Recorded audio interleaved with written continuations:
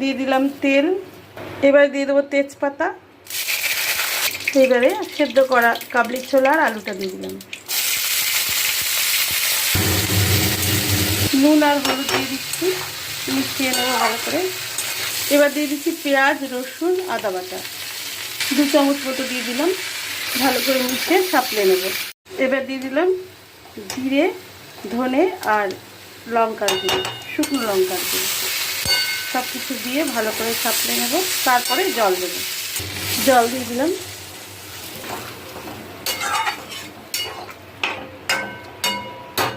করে দিলে আলুগুলো গলে যাবে আর ঝোলটাও ঘন হয়ে যাবে। ব্যাস রেডি আমার কাবলি ছোলার ঘুগনি।